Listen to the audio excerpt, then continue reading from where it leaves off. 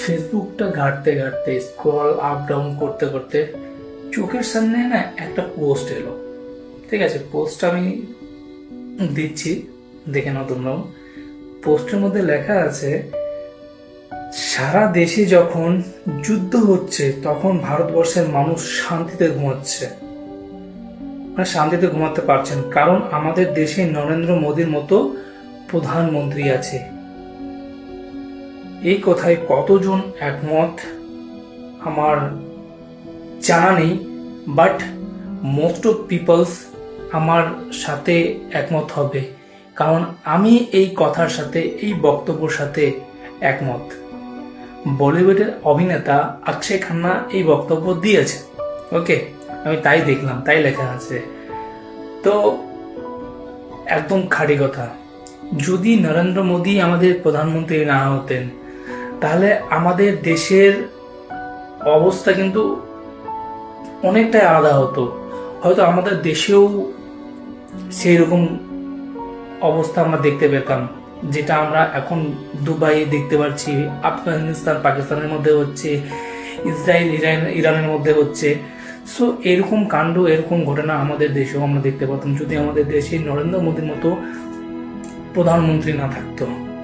So তোমরা কয়জন, এই যে কয়েকটা শব্দ আমি পড়ে শোনালাম, তোমরা কয়জন একমত আছো? আমি তো ভাই 100% আর 200% একমত, বিকজ এটা পুরো পুরো শব্দগুলো একদম খাঁটি, একদম বাস্তব।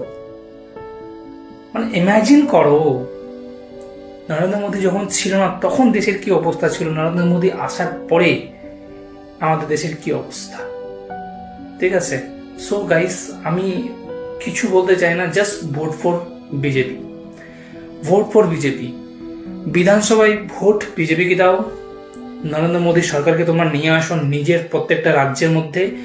বাকি যেগুলা পৌরসভা ভোট হয়, পঞ্চায়েত লেভেলের ভোটগুলো হয়, ওই ভোটে তুমি যাকে খুঁজে তাকে দাও। ঠিক আছে, তোমার জন্য যারা করে, তোমার গ্রামের গ্রামের তোমার পাড়ার জন্য যারা করে, ঠিক আছে, তাদেরকে ভোট দাও। আমার এখানে কোনো মাথা ব্যথা নেই, কোনো মাথা ব্যথা নেই, সত্যি বলছি।